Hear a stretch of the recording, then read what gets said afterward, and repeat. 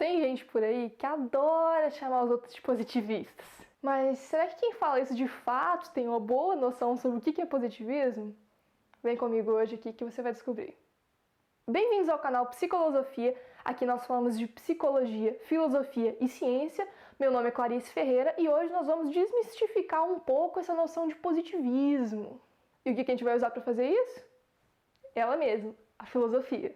Eu já tinha antes feito um vídeo que chamava 7 conceitos filosóficos que os psicólogos usam errado. E nele, um dos conceitos que eu acabei falando foi o conceito de positivismo. Mas eu decidi fazer um vídeo só pra ele, porque esse é um dos conceitos que o pessoal mais usa e mais usa errado, mais usa de uma maneira distorcida. Então eu acho que merece. Tem alguns conceitos que são de outras áreas que dentro da psicologia a gente acaba adotando e meio que por uma falta de conversa, por uma falta de contato com a área original, a gente acaba distorcendo, a gente acaba usando eles de uma maneira errada e nós nem descobrimos às vezes que eles estão errados. Esse é um pouco o caso do positivismo. Quando a gente vai falar de positivismo, às vezes as coisas ficam um pouco confusas, porque tem vários tipos diferentes de positivismo.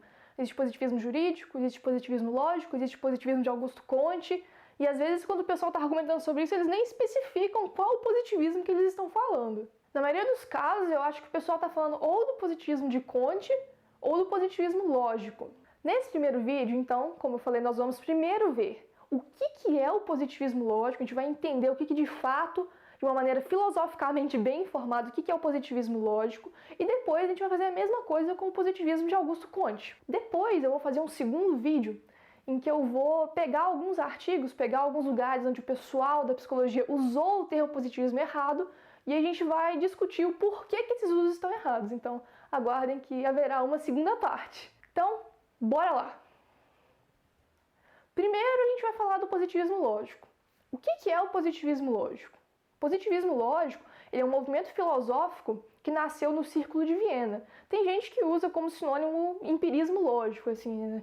Tem até discussão se tem diferença, se não tem, mas eu vou usar aqui como se fosse a mesma coisa, sinônimo de empirismo lógico é o positivismo lógico. O positivismo lógico ele teve contribuição de várias áreas diferentes. Dentre seus membros existiam matemáticos, físicos, filósofos, cientistas, né? Eram várias áreas juntas ali para poder construir um movimento. Nem todos os membros do Círculo de Viena eles tinham opiniões que eram iguais ou parecidas, né? Tinham membros que muitas vezes discordavam uns dos outros ali mesmo, todos sendo positivistas, nem sempre eles concordavam com tudo. Também alguns outros ao longo do tempo, depois que ainda mais que o movimento foi acabando, porque o movimento ele surgiu no século XX e ele também acabou no século XX, né? À medida que isso foi se dispersando, alguns até deixaram de acreditar no positivismo, então até se colocaram completamente contra, passaram a argumentar contra o positivismo. Mas a gente pode ver que mesmo se ele tiver alguma influência hoje, de alguma maneira, ele é um movimento que acabou, é um movimento que não está acontecendo mais, não é uma coisa contemporânea. Uma das maneiras de começar a entender os positivistas é entendendo o critério de significância deles. Para os positivistas, uma frase ela tem significado se e somente se ela for empiricamente verificável ou se ela for uma tautologia. Alguma coisa é empiricamente verificável se a gente pode conhecer essa coisa através dos nossos sentidos. Por exemplo, esse pintinho aqui, ele é empiricamente verificável, porque eu consigo ver ele, eu consigo tocar ele. Então, através dos meus sentidos, eu consigo ver que ele de fato tá aqui, né? A mesma coisa vale para o dispositivo que você está usando para ver esse vídeo, seja ele um celular, seja ele um computador ou um tablet, você consegue pegar ele, você consegue ver ele. Então esse dispositivo que você está usando, ele é empiricamente verificável. Mas, por exemplo, justiça ou então outros tipos de valores, você não consegue ver a justiça, ela não é empiricamente verificável. E, portanto, para os positivistas, ela seria uma discussão sem sentido. Começar a falar de justiça não teria cabimento falar de justiça. E uma tautologia é a repetição de um mesmo argumento de uma maneira diferente. Por exemplo, eu sou um ser humano ou eu não sou um ser humano. Hoje vai chover ou então hoje não vai chover. Isso é uma tautologia. Os positivistas lógicos, eles valorizavam muito a ciência exatamente porque eles consideravam a ciência como algo que era empiricamente verificável. Da mesma maneira, eles também consideravam a matemática e a lógica porque eles achavam que elas se constituíam de apenas tautologias, e por isso eles levavam a ciência, a lógica e a matemática em conta. Uma segunda maneira de entender bem o que os positivistas lógicos defendiam é entender também contra o que eles lutavam. Os positivistas lógicos lutavam contra a metafísica. Mas o que é a metafísica? A metafísica é a disciplina que se ocupa dos problemas filosóficos mais gerais sobre a natureza da realidade. Dentro da metafísica, nós podemos estudar temas como, por exemplo, qual que é a natureza da realidade, quais são as categorias que compõem a realidade, pode-se ver debates sobre identidade pessoal, por exemplo, quem sou eu? Então, será que o eu que eu fui ontem é o mesmo eu que eu sou hoje? Esse tipo de coisa. E para os positivistas, tudo que fosse de domínio metafísico seria destituído de sentido. Não haveria nenhum conteúdo cognitivo para ser entendido ali. Preste atenção que não é que está errado, não é que a metafísica está errada, ela não tem sentido. É um passo atrás de estar errado, é antes de estar errado, eles negam a metafísica. Para eles, o uso da metafísica seria por causa apenas de uma grande confusão linguística. Se os conceitos fossem suficientemente clareados, a gente veria que não era necessário usar a metafísica. A gente só poderia falar daquilo que era empiricamente verificável, e a metafísica não era. Por exemplo, não teria como a gente falar, da visão dos positivistas lógicos, da essência de rapidez. O que é a rapidez? Existe a rapidez? Ela existe onde? Como? No máximo, para os positivistas lógicos, a gente poderia tratar rapidez como propriedade de algo, de alguém. Por exemplo, fulano de tal é rápido. Aí, ok. Né? Porque ser rápido está sendo propriedade de fulano. Mas falar da rapidez em essência, né, a rapidez em si mesma, não faria nenhum sentido. Quando eu falo em essência, eu não estou querendo dizer de nada de paranormal, nada de místico, assim, não. Eu estou querendo dizer como uma coisa que pudesse se aplicar em todas as rapidezes do mundo, em todos os casos de rapidez. Os números, a mesma coisa. Os números não podem ser entendidos de uma maneira em essência, você não pode ter a essência dos números. Os números também podem ser interpretados como entidades metafísicas, porque eles são abstratos e não são verificáveis empiricamente. Você não vê um número 8 andando por aí, né? Tipo, não tem como. O Círculo de Viena diria, então, que não faria sentido nós postularmos os números como entidades metafísicas ou abstratas, né? No máximo, faria sentido a gente falar de números como propriedades das coisas, por exemplo. Essas duas aqui que vocês estão vendo, elas têm a propriedade de serem duas. Talvez isso seja o máximo. Mas, de toda maneira, os números, em essência, eles não existiriam. Além disso, com esse critério, a gente tiraria a possibilidade de discutir sobre verdades morais. Para os positivistas lógicos, não faria sentido discutir verdades morais. Se aborto é certo ou errado, se racismo é certo ou errado, os positivistas lógicos dariam um passo para trás. Não é nem que é certo nem que é errado, é sem sentido. Sem sentido discutir sobre isso. Certo e errado não se aplicariam ao racismo e nem ao aborto na visão dos positivistas lógicos. Para eles, no máximo, falar que racismo é errado significaria que a pessoa que falou isso se sente mal, né, sobre racismo e não quer que isso aconteça. No máximo, para eles, significaria isso. Mas não haveria uma verdade moral objetiva sobre o que falar. De uma maneira similar ao que aconteceu com os relativistas, que eu falei no meu vídeo de relativismo, vou ver se eu deixo ele aparecendo aqui num card para vocês, os positivistas lógicos também acabam que caem numa autorrefutação. Eles já começam tropeçando no próprio pé, com o próprio critério que eles próprios criaram. Pensa na frase que eles colocaram pra gente. Uma frase tem significado se e somente se é empiricamente verificável ou se é uma tautologia. Essa frase, ela não é nem uma tautologia e ela também não é empiricamente verificável e, portanto, ela seria destituída de sentido na própria visão dos positivistas. E isso foi uma das coisas que levou ao fim do movimento, né? Perceber que ele próprio se autorrefutava. O próprio lema do movimento deles era uma das bobagens metafísicas que eles estavam pretendendo eliminar. Bobagem aí é por conta deles, tá, gente?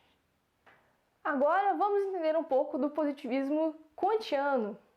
Esse positivismo ele foi fundado por Augusto Comte e ele meio que englobava um pouco de filosofia política, de filosofia da ciência e trazia também a inauguração da sociologia como uma disciplina de estudos científica. A sociologia ela teria o objetivo de transformar e reformar a sociedade através do desenvolvimento científico. O movimento do positivismo kantiano ele foi ganhando fama lá para o século XIX, mas ele já foi acabando lá em meados do século XX. Uma das maneiras de começar a entender o positivismo kantiano é entendendo a lei dos 3 estados.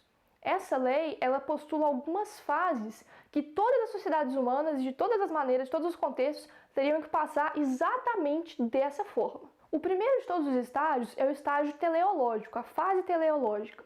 Nessa fase, as sociedades iriam explicar os fenômenos através de causas sobrenaturais, causas místicas. Haveria uma grande valorização da religião e do místico. A segunda fase seria a fase metafísica. Não se usa mais coisas religiosas sobrenaturais para explicar os fenômenos. Porém, ainda se usa entidades metafísicas. A metafísica ainda domina como explicação das causas. São explicações que não podem ser observadas empiricamente para os fenômenos.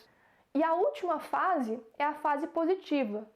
Nessa fase, você não busca mais ficar entendendo as causas dos fenômenos. Você busca só compreender as leis que regem a natureza. Essa seria uma sociedade exemplar para o Comte, e ela seria inspirada numa sociedade ocidental. Nela, se aceitaria a universalidade da ciência e os filósofos e os cientistas iriam substituir os sacerdotes e os grandes religiosos como detentores do poder. Vocês podem ter percebido aí que, de uma maneira um pouco parecida com o positivismo lógico, o positivismo de Comte também não gosta muito da metafísica, né? Vocês viram que ela pode até não ser o primeiro estágio, mas ela é um estágio intermediário, ela não é o estágio final, ela não é o melhor estágio, o estágio positivo, né? Ele não vai ser tão simpatizante da metafísica da mesma maneira que os positivistas lógicos. Vocês podem perceber também que ele não fala apenas de um passado, de um presente, ele quer fazer uma previsão do futuro. O que vai acontecer no futuro? Porque todas as sociedades para ele vão passar dessa exata maneira, né? Um estágio, depois o outro, depois o outro. Outra coisa que o Comte buscou foi também classificar as ciências. Seria da seguinte maneira que ele pensou. Ele deu uma maior generalidade e complexidade de instrumentos, partindo da matemática, depois astronomia, física, química e biologia. Porém, assim, também de cima para baixo, você vê uma menor complexidade do fenômeno. E, pensando inversamente, você vê uma menor generalidade e complexidade dos instrumentos, enquanto tem uma maior generalidade do fenômeno. Essas são as coisas principais ali do positivismo de Comte, mas definitivamente a gente não pode falar que são as únicas, porque existem muitas outras coisas sobre o que o Comte falou. Coisas, inclusive, que eu acho que se qualquer cientista hoje em dia visse, ia ficar tipo, nossa, o que isso tem a ver com o que eu estou fazendo, sabe?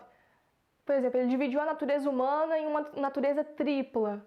Que os seres humanos eles iriam se compor de um coração e de uma inteligência.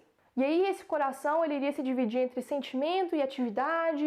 Ele tentou postular um quadro cerebral também, dizendo que em determinadas partes do cérebro nós encontraríamos certas disposições humanas, em uma parte se encontrar afeição, em uma parte se encontrar inteligência.